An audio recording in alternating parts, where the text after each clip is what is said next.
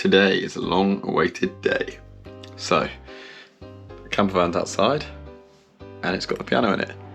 Got nowhere else to put the piano, so it's got to come in the boat. And actually, it's good that it comes in really, because I'm basically going to build everything around it. The kids have never lived in a house that doesn't have a piano. Most of our friends and family are musicians, so it always becomes the focus of any visit. We've had some fantastic parties on our Dutch barge, which inevitably ended up with a good old-fashioned sing around the piano. Hugh uses it to relax. And we've never let a small thing about it being too big and too heavy stop us from taking it places. Most recently, we took it to a field in the middle of nowhere for our farewell party.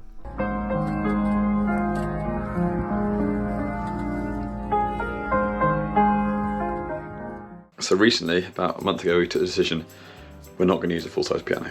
We're going to put a smaller 6-octave piano in. It's a little bit of defeat, but it's not really. We've still got to have a real piano on here, which is great.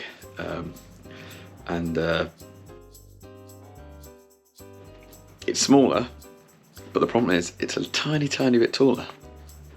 And to put it in reality, it is now about 4 centimetres taller than that gap is from there to there, which is the only gap big enough to get it through in the first place. I've got to have a bit of think today, quite a real think about what I cut. So I've just been in the van and measured the piano.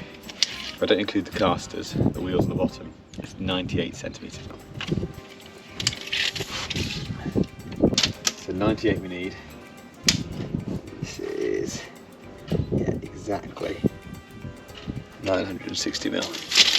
We need to find 20 mil. When Hugh and I first met, we used to take his piano outside into the garden. It always seemed worth it for some reason. Yes, you could use an electric piano and it would be far easier to get about, but there's nothing that comes close to a real piano. The feel and the weight of the keys, the sound of the strings reverberating through your body, it's just pure magic. So of all the things we're going to have to give up to live on a yacht, we're not willing to live without a piano. Here I can't cut this out, I don't think, because that's a trough for the washboards. I mean, it is my hope that one day I'll probably rebuild all this door, but I don't need to do that now. I think I could put a chamfer on that edge. So the question is there enough material there to chamfer off 2 whole centimetres? And I say that, I mean, at 2 centimetres for me, it would literally just fit in as well. I've just been doing a tiny, quick bit of Pythagoras just to double check. So I know that I need to make that 20 if I cut this corner off. So I've just done a quick a squared, b squared, c squared. That there, it's got to be 28. But what we're looking at is I've got to go from 30 mil here to 30 mil there and cut across that way. Do I do this or do I cut the piano? So I'm debating at the minute to cut off a bit of the boat or cut off a bit of the piano.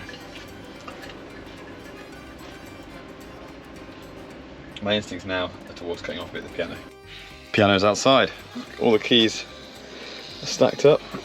Yeah, took off the front panel, took off all the hammers. So got the piano out, got it on its side. And what I'm going to do, take off that bottom, a couple of centimetres there. And then I'll measure it all again, and it may be I take only a centimetre off the inside of the boat.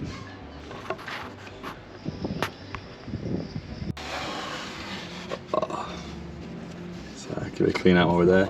It may end up needing a tune after all this, you never know. It was pretty in tune when we picked it up, in fairness. I'm just taking the casters off, which is the biggest difference. I didn't realise how nervous I was about this. I've obviously been thinking about this piano thing quite a lot. It's important, man. The piano is what makes a house a home for me. Even though it's a boat, it's still going to be a home. We're approaching this yacht renovation in a different way to most people. We're trying to build a home first and a sailing vessel second. And we hope that the amount that we'll be sailing compared to the amount that we'll be living on anchor will match up to this plan. For us, a comfortable home is priority. I've taken the decision I'm going to saw off the bottom 20 mil of the piano. It's like I've done a neat cut with that saw a million times, made it look absolutely pucker, tied it up with a router, can do all that. It's just a fact. It's like a piano. It feels like sacrilege. It feels like I just got to remind myself it's just bits of wood and metal. So this is going to be like an absolute horror movie. It's like two of them. Like this is the sound from a horror movie, right? So that's going to be happening at the same time as this. It's basically going to be a scene from a horror movie. I just phoned up Kel to tell her, and she's hanging out with a muso friend of ours, and he was like, "Oh, record it," because he's just about to record a horror album. So like, perfect. So I'm going to stick my phone inside the piano with the voice recorder on while it's going on, just in case it happens to be the most incredible scary sound, and he can use it for his album. Anyway, like, gotta do it. I've been so nervous about putting a piano on for so long. It's like, it's gonna go out of tune, it's gonna get battered being on a boat. Like, can I maintain it? Can I keep it like the right level of humidity, keep the salt out of it and stuff, to make it last for a few years so that we can enjoy it? I've no idea. Like, the whole thing's a massive risk. But as with everything we do in life, when we've got an idea, when we believe that something is worth the effort because it will make a difference to our enjoyment and our lives, we're not afraid to at least give it a try. We've got to make it happen, or we'll just be forever wondering. It may just end up being a massive heavy pile of junk in the corner within 12 months. But anyway, it starts now with me cutting it.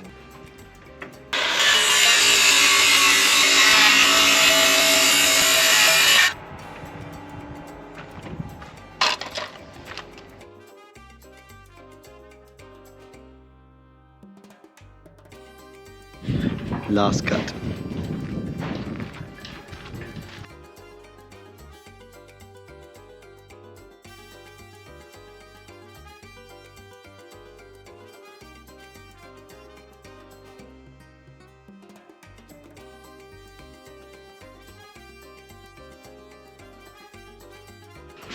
So I'm just going to doubly check this measurement. I reckon there's at least 4 mil. To put that in perspective, that there, that's probably about 4 mil thick. Loads of room. Steve's here from the yard. That's Steve. They've just done some ranging with the crane to make sure it can reach. So now job is to go and tie up the piano, get it ready to lift. Right, here we go. Got 4 lines. A big fat line going all the way around the whole thing. 4 corners, all going up to the hook. And the idea is it's going to go into the boat. So it's going to be lifted, not level, but at an angle.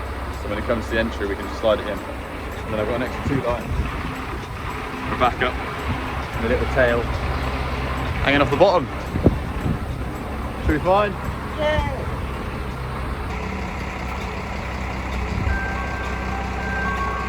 It's about the right angle. It's a bit steeper, but it's alright.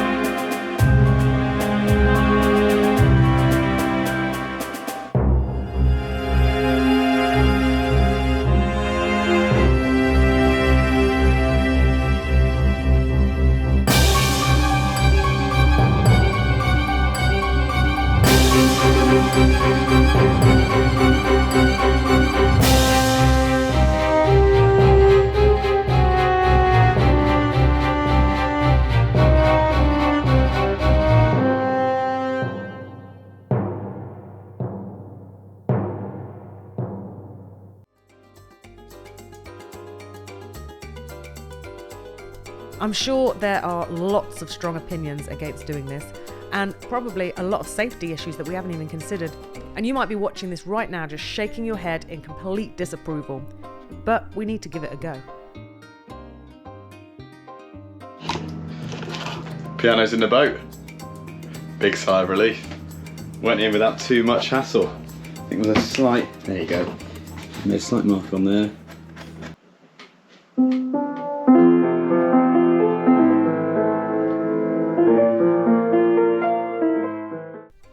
We might well concede in a few years, a few months and go, that's why people don't take a piano to sea.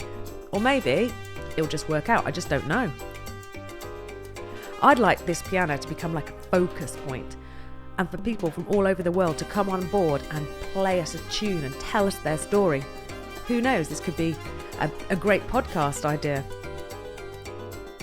So if you can play the piano, you fancy coming and having a visit wherever we are in the world, maybe you could be the first candidate for C Piano Stories or whatever, I don't know, a working title.